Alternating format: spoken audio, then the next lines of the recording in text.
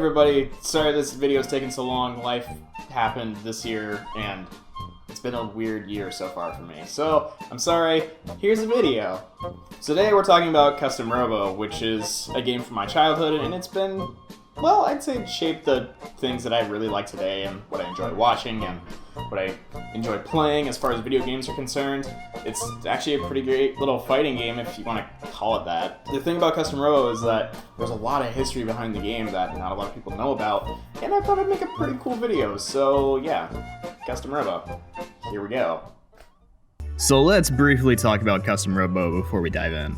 Custom Robo has been around since the middle of the Nintendo 64's lifespan. It's just that most people don't know about that. In fact, a lot of people probably don't know about it considering that only 2 of the games in the series were ever localized, but I'm getting ahead of myself. In 1996, Noise Incorporated was founded for the purpose of developing PC video games. Shortly after being founded, Noise was picked up by a company owned by Nintendo to create original games for the Nintendo 64. And in comes Custom Robo, a cartoony little RPG that had a great little battle system. Cartoonish in style, it was much more like the Pokemon formula considering you had to collect different Robos throughout the game, and even garnered a sequel less than a year later.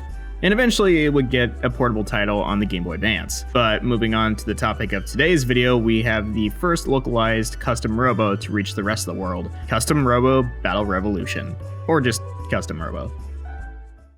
Custom Robo is a pretty significant game for my past, mostly because of the time in which it came out. 2004 was a time of a very impressionable Sam. I was in 5th grade, I was still learning about the in and outs of the world, and a vast majority of my time was spent playing video games or discovering new anime to watch via Toonami, and anything that was aired on 4Kids on Saturday mornings.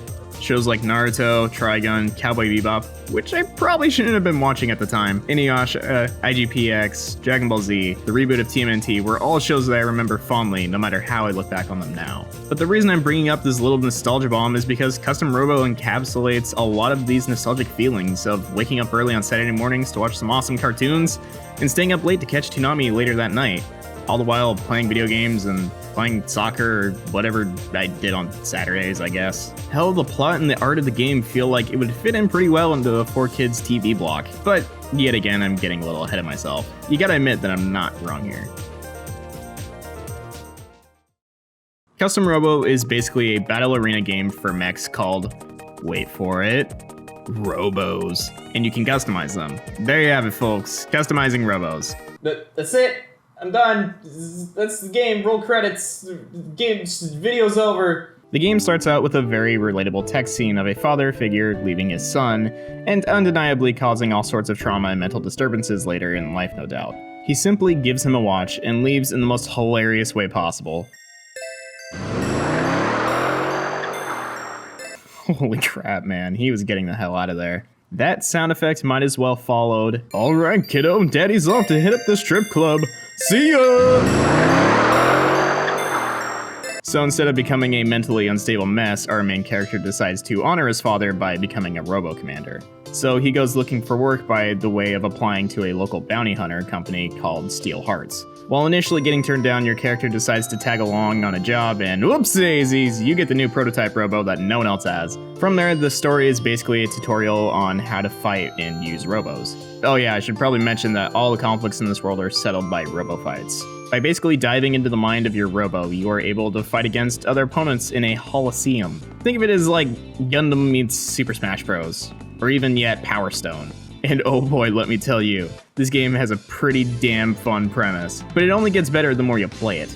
See, the more you play through the story, the more you'll be able to customize your Robo to your liking. And after defeating an opponent, you are then given a random part for customization. And this is where the game digs its fingers in. Customization is the main focus of the game. I mean, of course you're thinking, of course you idiot, the main root of the word is in the title of the game. But yeah, you don't understand it yet. The depth of customization here is absolutely crazy. When it comes down to it, your Robo is broken down into 5 main parts: the body, the gun, the bomb, the pod, and the legs. And the thing is that there are dozens and dozens for each part type.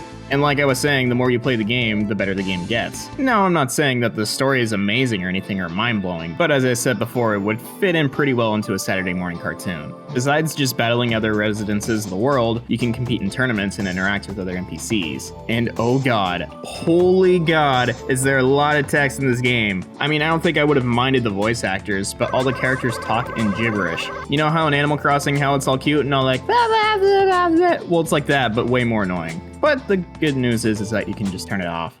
Nitpicks aside, the combat of this game is so much fun. Experimenting with different parts to create the ultimate Robo is a lengthy process, but overall worth the trouble. Going through the story mode starts to feel like a bit of a drag after a while. Unlocking new parts, interacting with other characters, and tying up a lot of plot strings is only so fun for so long, considering that you're basically grinding to get all the parts in the game. And even then, going through the main campaign won't get you all the parts, so you'll definitely have your work cut out for you. The main story of the game revolves around a robo named Raoult that once destroyed the surface of the world, forcing humanity into a dome of protection in which the public is completely blind to. Mostly because the government is quote-unquote trying to protect the populace. And with the Z Syndicate, no, not that Z Syndicate. The Robo is awake and is ready to finish off humanity. But will you be able to stop it? Well, I don't know, man, you gotta finish the game. It's funny because all your run-ins with Raoult are extremely difficult compared to all the rest of the fights with your NPCs. It's a huge jump in difficulty, which comes from almost out of nowhere. But luckily, the game doesn't punish you all that much for losing a match, and will simply put you right back before the match starts, giving you a chance to rethink your strategy and customize your Robo accordingly. All in all, for me at least, it seems like I start to skip all the dialogue between the fights so I can see what I can experiment with. Not to say that the game doesn't have any funny moments or significant turning points, but let's be honest, the fights are just too much fun. I mean, I guess if you're a fan of anime tropes and robots that do cool poses, then I guess this game would be right up your alley.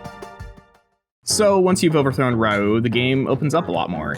You're able to participate in the Epilogue, the grand tournament, in which you keep fighting against harder and harder opponents to give you even more parts for your Robo. Not only that, but you get to see the immediate results of your actions, besides the crappy "to be continued" line at the end, which you also never get a sequel, mind you. You can also access first-person mode if that suits your fancy at all, along with being able to fight the AI bots in versus mode. So who needs friends anymore? Am I right? If you're lucky, you might even be able to find special Robo parts to use for other battles. I never found any myself in my initial playthrough, but from what it sounds like, it just means getting gold trophies in all the tournaments and checking in different places outside of the Coliseum. And honestly, there isn't much more to this game besides a couple survival modes. I guess it's more of a typical fighting game in that sense. And not that that's a bad thing, because Custom Robo makes for a pretty awesome party game when you get enough friends together. It's a lighthearted game about friendship and hope and government conspiracies, but it's definitely a game worth playing. I mean, I can understand why this game didn't get the best of reviews back in the day, but I guess I can't really say much because of how much nostalgia I have for it. Like most GameCube games nowadays, it isn't necessarily the easiest game to get a hold of, but I'd say it's definitely worth the price. And that's Custom Robo. It's actually held up pretty well over the years. I also understand why the reviews aren't so great nowadays, but like I was saying, it's a lot of nostalgia for me. But yeah, if this even looks like somewhat cool to you, then you should definitely go check it out. I mean, yeah, it's expensive, but definitely worth the time. So yeah, I've been Sam, and I will see you guys next time.